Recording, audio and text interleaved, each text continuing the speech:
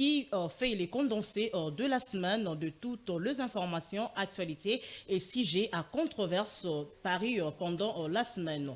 Nous recevons pour vous aujourd'hui Messier François Lokola, qui est chercheur en communication. Avec lui, nous allons parler bien évidemment de l'actualité de la semaine, à qui je dis d'abord bonjour. Bonjour madame et bonjour à tous vos téléspectateurs et téléspectatrices.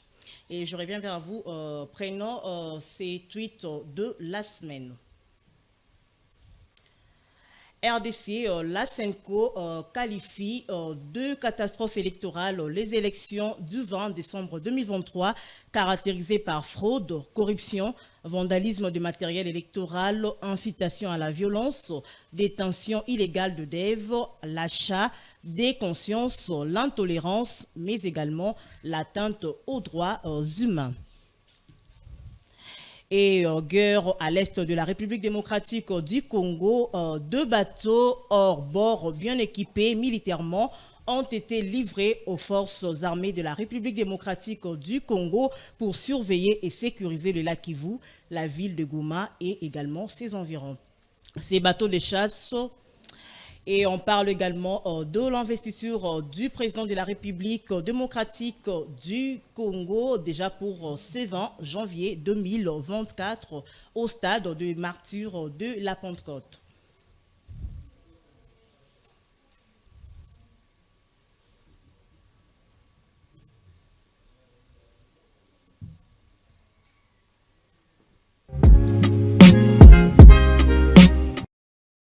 Monsieur François Lokola, bienvenue sur ces plateaux. Merci beaucoup madame.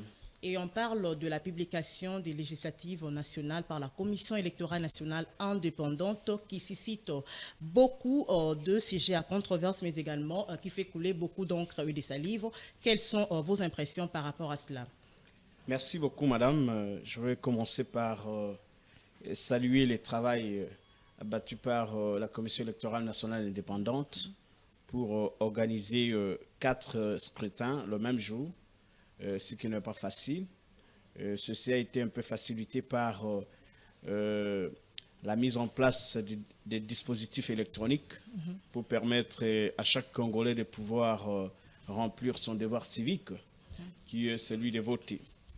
En ce qui concerne les contestations à l'issue de la publication des résultats à la députation nationale, et ça se comprend parce que vous savez qu'il y avait plus de 20 000 candidats pour l'élection à la députation nationale. Et ce qui a fait qu'il y a beaucoup de Congolais, beaucoup de candidats qui avaient espoir qu'ils vont être élus. Et lorsque vous avez l'espoir et qu'au bout de compte, vous n'êtes pas déclaré être élu, ça fait un peu de la frustration. Mais peut-être la plupart des candidats n'ont pas su le système électoral de notre pays.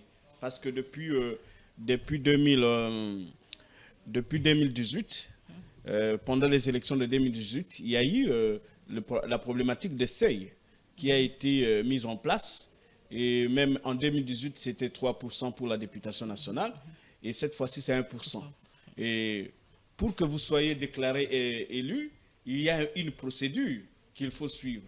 Et lorsque vous n'arrivez pas à comprendre cette procédure mise en place par la CENI, il est fort probable que vous puissiez contester les résultats. Donc la contestation des résultats, c'est naturel. C'est dans tout le pays du monde qu'un candidat qui se sent écarté de manière illégale par la CENI a le droit de saisir les instances judiciaires. Ici, je pense que la Cour constitutionnelle est en train d'enregistrer toutes les plaintes allant dans ce sens. Et ce que je vais dire ici, aux potentiels candidats aux législatures, on ne devient pas député en un clic. En un clic, et directement, quand vous vous présentez à une élection, vous devez automatiquement. Donc, pendant les élections, vous devez avoir... vous devez vous attendre à 2 résultats. Ou vous passez ou vous ne passez pas. Mais pour passer, ça demande quand même une procédure. Ici, je suis en train de préparer un article sur la constitution de la base et et la conquête du pouvoir. Ça veut dire que si vous êtes aspirant à être candidat un jour, ce n'est pas en 2 jours ou bien à 1 mois des élections que vous devez vous déclarer candidat ou vous devez commencer à chercher les électeurs. Ça veut dire que c'est un processus que vous devez chercher à partir de vos ambitions. Mais également, pour être élu, en ce qui concerne la problématique des seuils, il faut choisir le parti où vous avez des gens qui ont une base solide. Ça veut dire que ces gens-là, étant donné que vous êtes nouveau, ces gens-là peuvent vous épauler avec leur voix. Parce que si vous n'atteignez pas le seuil tel qu'est arrêté par la CENI, automatiquement, votre liste ou bien votre regroupement politique est écarté du jeu. Donc, en ce qui concerne les contestations actuelles, c'est naturel. Ça s'est fait dans toute la démocratie. La forme de gouvernance à laquelle nous avons opté pour notre pays.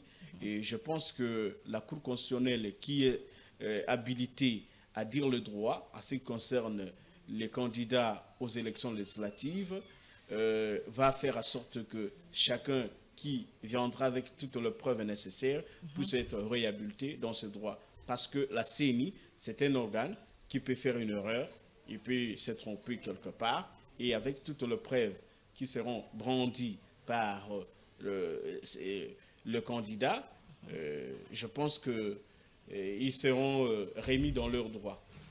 Oui, là, vous avez beaucoup défendu la CENI. Hein. Bon, défendre la CENI ici, je dis que c'est l'organe habilité pour donner les résultats. Donc, en dehors de la CENI, nous n'avons pas d'autres voies pour avoir les résultats. Donc, si quelqu'un se sent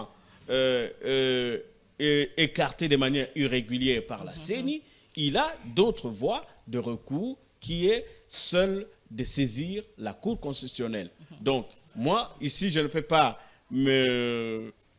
dire que parce que tel a dit que j'ai été élu, que moi, je dois croire. Moi, je suis la voie légale qui est seule de la CENI. Si vous contestez le résultat de la CENI, vous devez saisir la Cour constitutionnelle. Et ce sont des organes légaux qui sont censés à donner les résultats d'une élection dans notre pays. En dehors de ces deux organes légalement établis dans notre pays, nous n'avons pas d'autre voie. Si une autre voie s'élève, cette voie, c'est une voie illégale. Et M. François Lokola, que pensez-vous de l'opinion qui pense qu'on devait normalement supprimer le système de seuil et revenir au système majoritaire? Non, le système de seuil a été mis en place pour éviter des candidatures fantaisistes, pour permettre à tout, pour éviter aussi des partis politiques mallettes. Parce qu'il s'est arrivé que quelqu'un peut se constituer une base dans son territoire, il vient au ministère de l'Intérieur, il dit « moi j'ai un parti tel, et après-demain, il est élu à une majorité simple. Ça, c'est pour éviter des candidatures fantaisistes. Mais aussi, le système de seuil a été mis en place pour essayer de pouvoir réglementer un peu nos partis politiques et le regroupement politique. Parce qu'on a vu qu'il y a eu autant de partis politiques qui naissaient dans notre pays. Donc, il fallait faire en sorte que ce regroupement, ce parti politique puisse se regrouper pour avoir des grandes formations politiques, comme partout ailleurs à travers le monde. La RDC est parmi les rares pays au monde où on trouve plus de 1000 partis politiques. On ne pouvait pas arriver jusqu'à ce niveau. C'est ainsi que le système de seuil a été mis en place pour non seulement anéantir des candidats qui se faisaient déjà des petits rois dans leur coin, mais également essayer de régler un peu notre système politique. Mais également, il faut dire que le système de seuil, malgré que ça pose problème pour certains, mais si jamais nous arrivons à comprendre, et chacun de nous arrive à comprendre l'importance de seuil, je pense que nous allons éviter des candidatures de 10 minutes avant les élections. Ok. Et on parle également de l'investiture du président de la République démocratique du Congo déjà pour ce 20 janvier 2024 au stade de martyrs de la Pentecôte. Mais les Congolais s'interrogent, quel acquis consolider en premier?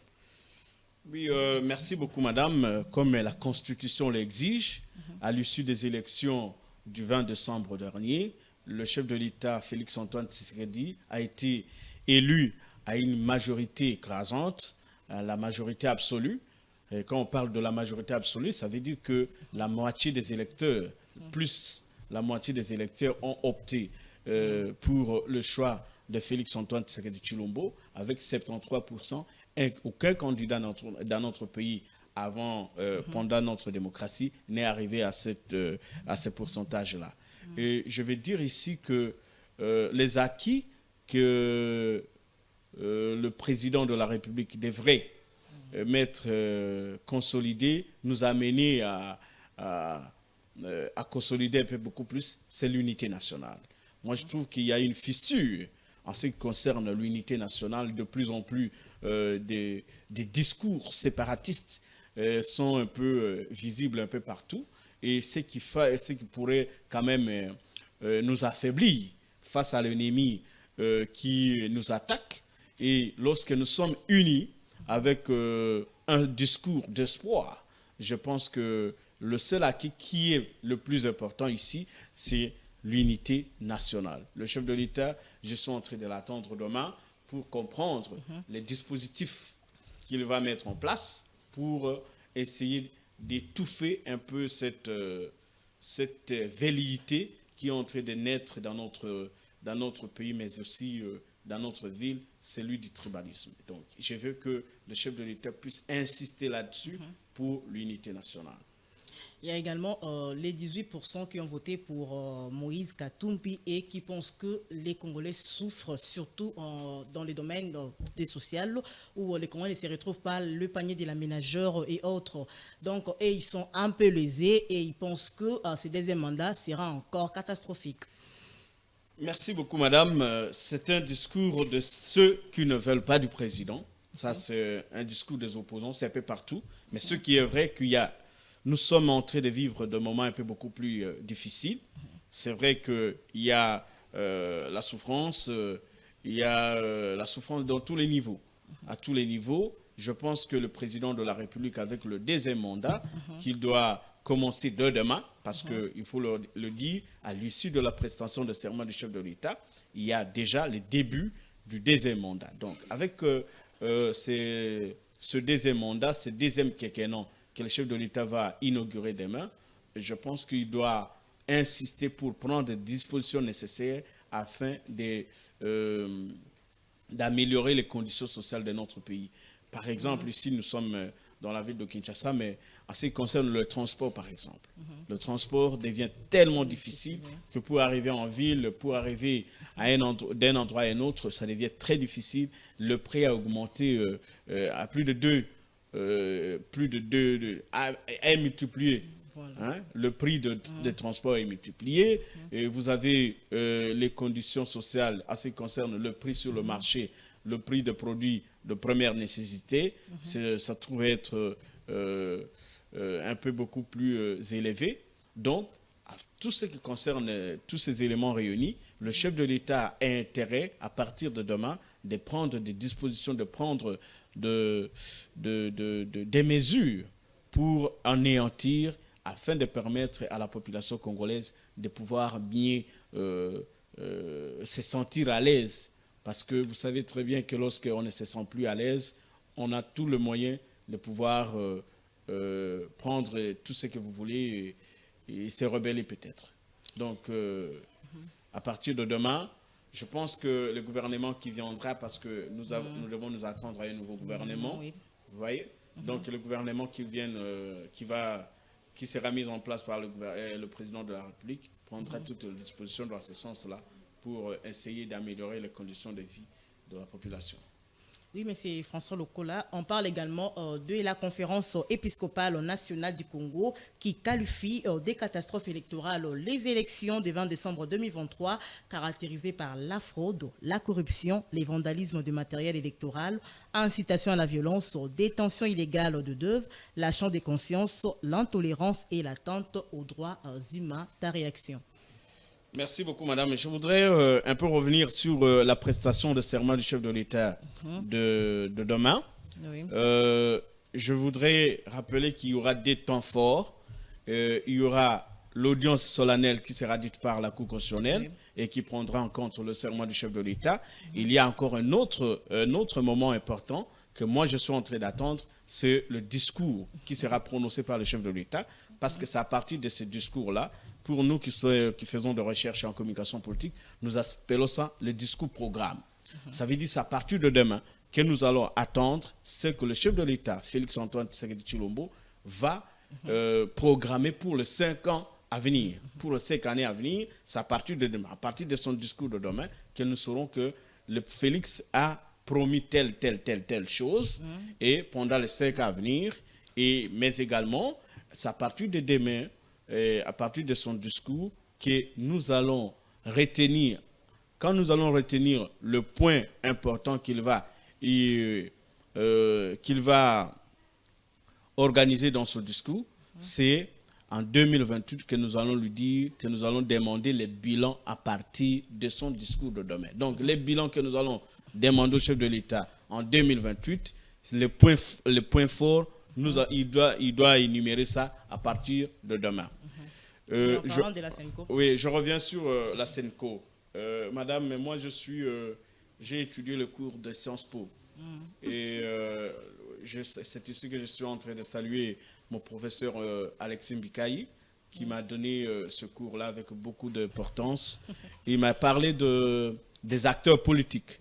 Il y a deux principaux acteurs politiques en ce qui concerne ce cours-là. Il m'a parlé des partis politiques et il m'a parlé de groupes de pression. Vous voyez? Et les partis politiques qui sont là pour conquérir le pouvoir. Vous ne verrez jamais un parti politique qui s'appellera à un moment donné Senco. Non. Senco n'est pas un parti politique, c'est un groupe de pression. Il se trouve dans ce que vous appelez aujourd'hui société civile. Nous, en politique, on les appelle des groupes de pression. Et les groupes de pression a pour rôle de mettre la pression sur les autorités afin d'améliorer les conditions de vie de la population. Donc, à aucun moment, vous n'attendrez la Senco applaudir l'issue d'une élection dans notre pays. Depuis 2006 que nous commençons le processus électoral dans notre pays, aucun moment, aucune élection, la Senco n'a applaudi. Donc, c'est vrai qu'il y a des choses que nous devons améliorer. Il y a des choses que nous devons améliorer parce que on ne peut pas accepter, on ne peut pas comprendre comment une machine à voter se trouve entre les mains d'un individu. Ça, c'est un travail qui doit être fait en amont par la CENI pour essayer de canaliser, pour comprendre. Il doit nous dire, la CENI devrait comptabiliser ces machines à voter à partir de l'usine. L'usine pourra lui dire non, monsieur, vous avez autant de bureaux de vote et nous vous livrons autant de machines.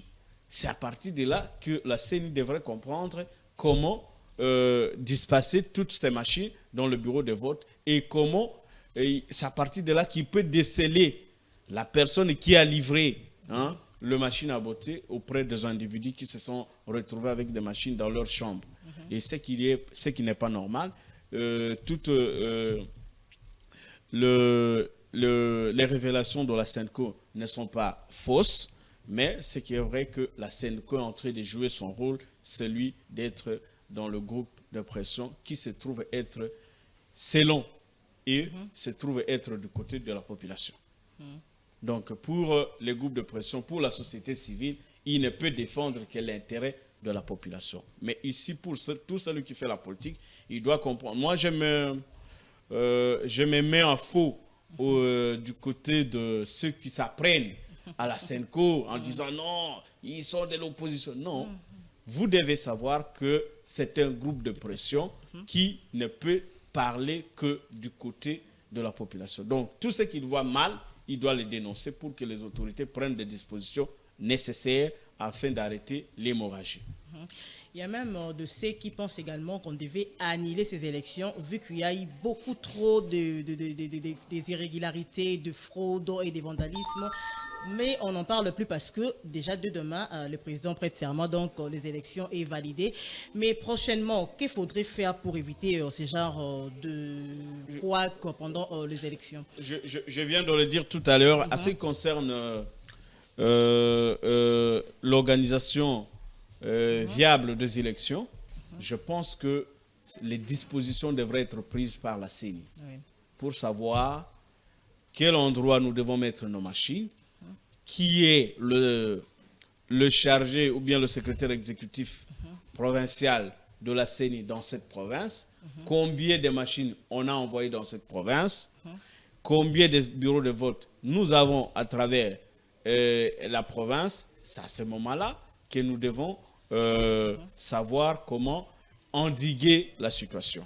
En ce qui concerne l'organisation des élections, je pense qu'il y aura beaucoup de réformes qui seront faites au cours de la législature prochaine, parce que nous avons déjà les députés. Les députés doivent proposer des lois importantes pour essayer d'améliorer le scrutin. Mais à partir de maintenant, nous devons savoir que, comme nous sommes déjà sur le chemin de l'organisation des élections, je pense que toutes les fautes que nous avons commises jusqu'ici font en sorte que des mois après demain, ça nous donne des leçons. Donc, nous avons tiré les conséquences des élections ici. Je pense que demain ou après-demain, on va dire que c'est à partir d'ici que nous avons toujours commis des erreurs. Il faut les contourner. Oui, en 2018, le président Félix-Antoine Tshisekedi Tshilombo a rencontré beaucoup trop de problèmes en parlant de l'Assemblée nationale. Il y a eu FCC Cash, la dissolution et autres. Mais aujourd'hui, il a la majorité au Parlement. Et pensez-vous qu'il va réaliser vraiment ce qu'il pense pour les Congolais, surtout que demain, on aura les discours programmes, il n'aura pas de blocage et autres parce qu'il est majoritaire. Merci beaucoup, madame. Je pense que cette fois-ci, il n'y a plus d'excuses pour le président de la République parce qu'il a la majorité parlementaire. Il a tout le cartouche entre ses mains pour mieux jouer. Je n'anticipe pas sur ce que le président va programmer, mais en ce qui concerne, pour des raisons des recherches scientifiques. Je sais que le président a beaucoup d'éléments sur sa table. Nous venons de parler de situation, les conditions sociales de la population. Vous avez l'insécurité à l'est du pays. Vous avez les routes qui ne sont pas bien aménagées à travers le pays. Vous avez la problématique du développement. Vous avez la question des détournements. Et à toutes ces questions, le président de la République doit faire un choix judicieux des collaborateurs qui doivent être avec lui pour essayer de nous mettre sur les bons rails. Bon, dire que le président de la République va nécessairement répondre à 5 ans à tous les besoins que nous avons, c'est tout à fait injuste. Je pense qu'il a beaucoup de travail à faire. Parce que les Congos n'aimaient pas parmi les 10 premiers pays africains où le PIB est quand même un peu normal. Bon. Donc il y a beaucoup de choses à faire. Il a un grand travail. Donc c'est à partir de demain que nous allons comprendre son programme. Ça veut dire à l'issue de son discours programme que nous allons comprendre que non, le président nous a promis qu'il va réhabiliter la route allant de Kinshasa, par exemple, à Matete, de ceci, cela. Et c'est après 5 ans qu'il va nous présenter son bilan. Donc, cette fois-ci, le président n'a pas assez de problèmes. En ce qui concerne l'Assemblée nationale, il a joué avec l'Union sacrée. Et l'Union sacrée, aujourd'hui, sur les 500 députés, je ne pense pas qu'il peut manquer au moins 400 députés. Donc, il a une majorité écrasante et absolue à l'Assemblée nationale. Donc, tout ce qu'il va demander aux députés de faire pour améliorer les conditions de vie de la population, ces députés-là, si réellement ils sont de son côté, ils vont le faire. Et dans Face à la semaine, on parle également du gouverneur Gentini Ngobila. Mais avant d'évoquer son sujet, je veux que vous parliez étant quinois, parce que vous êtes congolais, mais vous habitez à Kinshasa. Comment trouvez-vous la gestion de la ville? Est-ce que ça a été bon, moyen ou négatif, en tout cas? Écoutez, moi, je n'ai pas les thermomètres pour mesurer la gestion de la ville, mais en tant que quinois, en tant qu'habitant de la ville de Kinshasa, je trouve qu'il n'y a pas assez d'avancée par rapport à ce que nous attendions. Il n'y a pas d'avancée en ce qui concerne les conditions sociales de Quinois. Par exemple, le transport, je viens de le dire. La ville n'a même pas un bus. La ville de Kinshasa, contrairement à Kimbuta où nous avions vu des Transkines, nous avions vu des Transkines. Il y a eu plusieurs promesses qui ont été faites par Gentini qui n'ont pas été réalisées, notamment en ce qui concerne les métroquines. Il n'y avait pas une politique réalisable en ce qui concerne ces projets nobles. Ici, dire qu'il y a eu un bilan négatif, non, moi je ne suis pas censé donner la négativité, mais je constate que beaucoup de choses n'ont pas avancé. Et en ce qui concerne l'opération Kinbopit, le slogan majeur qui lui a permis d'être élu, je pense qu'il y a trop de choses qui n'ont pas avancé. Des zéro trou, il y a beaucoup de trous à travers la ville de Kinshasa, les routes. Et parmi les causes principales des embouteillages, ce sont des trous là que nous trouvons sur les différentes artères de la ville de Kinshasa, ce qui ne permet pas l'accélération des véhicules. Donc, le gouverneur Gentini, si jamais il lui revenait encore, il aura encore beaucoup à faire pour que Kinshasa soit Kinshasa que nous rêvons tous. Donc, jusqu'à présent, les bilans pas seulement mitigés, mais si je pourrais l'écouter, c'est au moins 35%. 35%. Et aujourd'hui, il est démis de ses fonctions par l'Assemblée provinciale de Kinshasa et également interdit d'accéder à l'hôtel de ville de Kinshasa. Comment jugez-vous la procédure? Bon, la procédure telle qu'enclenchée. D'abord, ça a commencé par les télégrammes de VPM de l'Intérieur. Oui. Bon, en ce qui concerne les attributions du ministère de l'Intérieur, vous devez savoir que c'est lui qui est le patron de la territoriale. Dire que cette décision a été prise de manière illégale, ce n'est pas vrai. C'est le patron de tout le gouverneur. Et lorsque le gouverneur est mis en accusation, parce que, excusez-moi, la cause principale de son départ, c'est la fraude électorale qui a été dénoncée par la CENI. Il semblerait que lui aussi détenait des machines à voter et la CENI lui a mis à révéler cela. Et compte tenu de cette révélation, étant donné que c'est une autorité qui devrait prêcher par l'exemple, son autorité suprême l'a suspendu. Il est suspendu, c'est ce que nous devons savoir. Et lorsqu'on est suspendu, il y a un intérimaire qui est mis en place qui se trouve être son vice-gouverneur, Jekoko Moulumba. C'est tout à fait légal que lorsque vous commettez une erreur dans l'exercice de vos fonctions, que votre supérieur vous suspende afin que les enquêtes puissent aboutir dans les meilleures conditions. Donc, sa suspension est quand même légale, mais il a tout droit. Il a entre ses mains les cours et tribunaux qui doivent prendre connaissance de tout ce que la CENI l'accuse comme fraude électorale. Donc, l'autorité suprême, l'autorité territoriale a tranché. Oui. Je n'ai rien à dire. Et maintenant, c'est Gekoko qui devient le gouverneur intérimaire en attendant les enquêtes aboutir. Et après, si on trouve que les infractions, les crimes qui lui ont été imputés n'ont pas été commis par lui, il peut solliciter la réhabilitation de l'autorité en attendant les élections d'autres élections, parce qu'il a fait 5 ans. Il a fait 5 ans, automatiquement. Nous devons avoir les nouvelles élections pour avoir de nouveaux gouverneurs dans toutes les provinces de la RDC. Donc, il y aura ici, d'ici peu, la CENI va organiser les élections de gouverneurs dans les différentes provinces. Oui, donc face à la semaine, on parle également du débordement de fleuve Congo. Mais avant de donner la parole à M. François Lokola, suivez cet élément.